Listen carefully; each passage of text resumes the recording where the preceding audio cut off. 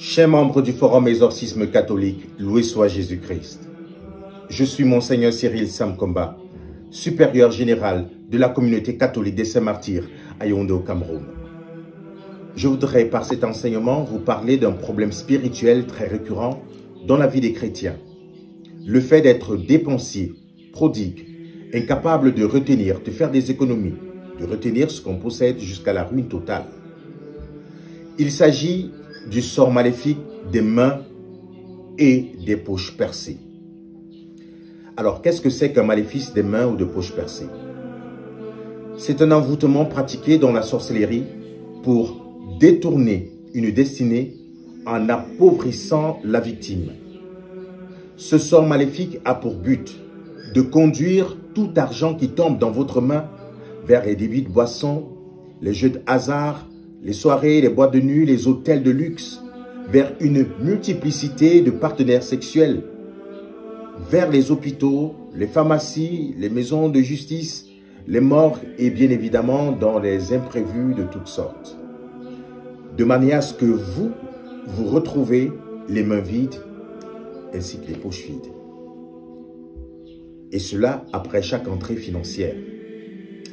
Ce qui pousse à l'endettement et à la mendicité. Le sorcier peut par extension vous lancer un sort dit de mauvaise main, c'est-à-dire une main qui endommage tout ce qu'elle touche et qui ne peut produire aucun projet jusqu'à son terme. Toujours par extension, ces personnes méchantes vont jusqu'à attacher vos bras mystiquement pour vous empêcher de recevoir une grande bénédiction. Donc, étendre vos mains pour recevoir une grande grâce, mais plutôt des petites portions. Ainsi, quelqu'un qui est censé brasser des millions de francs au cours de sa vie se verra en train de compter des pièces de monnaie. Quelle est la source d'un envoûtement de mains ou de poches percées? Chers frères et sœurs, le sort des mains percées peut provenir de la jalousie d'un ami ou d'un collègue de travail en concurrence secrète avec vous, qui ira voir un féticheur dans le but de vous appauvrir. Ce mauvais sort peut aussi provenir d'un proche parent, par méchanceté ou sorcellerie, appuyé le plus souvent par des pratiques mystiques. Il est à noter que parfois, certains enfants cherchent leur propre malédiction en méprisant, en déshonorant ou en mettant main sur leurs parents ou alors leur aîné. La conséquence directe est l'échec dans tous les projets, l'errance et l'esclavage. En outre, il est possible de contracter ce type d'envoûtement en entretenant une relation avec une personne qui en est victime. Le lien sexuel est un canal de transmission des malédictions. Une femme poisseuse, par exemple, transmettra la malchance à son partenaire qui ne gardera pas un sou dans sa poche. Il est également possible d'avoir des trous dans les mains lorsque vous décevez quelqu'un par l'arnaque, des fausses promesses de mariage ou d'autres abus. Cet envoûtement est surtout lié à la sorcellerie. Je me souviens de l'histoire de cette femme qui vivait à l'étranger et qui réalisait de grands projets au pays. Après avoir fait voyager sa nièce du village jusqu'en Europe, plus rien ne fonctionnait dans sa vie. Son compte a été gelé, sa maison saisie, tout son argent servait à rembourser des dettes dont elle ne maîtrisait la source. Après nous avoir contactés, le lien a été établi entre sa nièce et ses difficultés.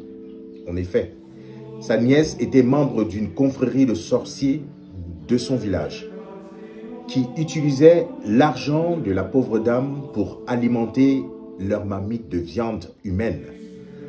Sachez que la cuisson de cette viande demande de grands sacrifices.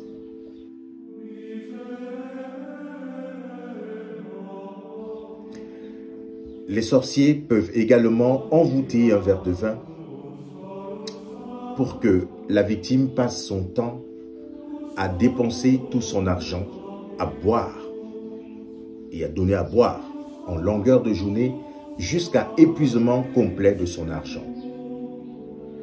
Une des sources non négligeables des mains et poches percées est le non-respect de l'ordonnance de Dieu au sujet de la dîme. En effet, payer sa dîme à l'Église, comme nous le recommande le livre de Malachie, au chapitre 3, verset 11, nous garantit une protection contre le dévoreur. Lisons Malachie au chapitre 3. Pour vous, je menacerai celui qui dévore, et il ne vous détruira pas les fruits de la terre, et la vigne ne sera pas stérile dans vos campagnes, dit l'Éternel des armées. En effet, naturellement, quand on monte, il y a la gravité qui tend à nous faire descendre par la force de la pesanteur. Dans le même ordre des choses, lorsque Dieu nous bénit, il y a des forces naturelles ou surnaturelles qui tendent à nous appauvrir. C'est le dévoreur. Le dévoreur, c'est la maladie, les problèmes en justice, le cambriolage, les incendies, les pertes et la mort.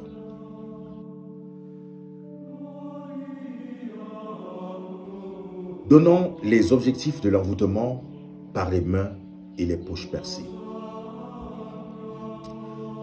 L'objectif est de vous empêcher de faire quelque chose de votre argent. Empêcher la réalisation des constructions, des mariages et tout autre. On ne peut parfois pas empêcher l'étoile de quelqu'un de briller, mais on peut empêcher ce dernier de faire quelque chose de bon de son argent.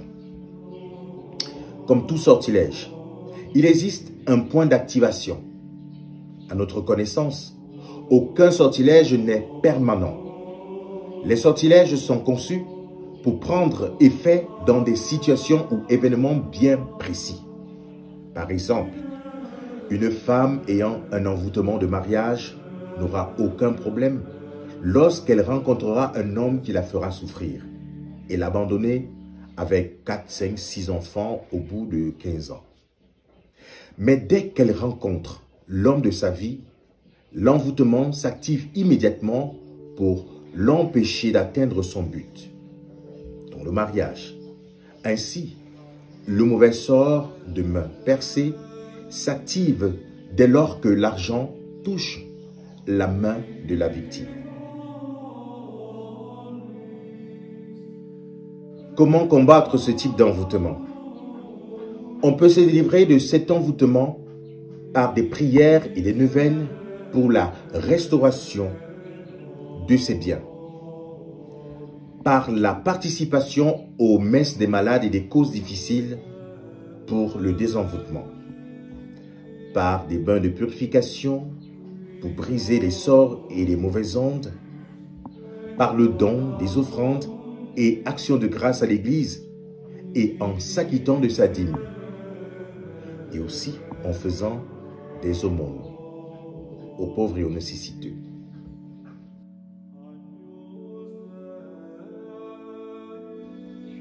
Je sortirai de cet enseignement en vous donnant une toute petite astuce naturelle contre le phénomène des poches et des mains percées.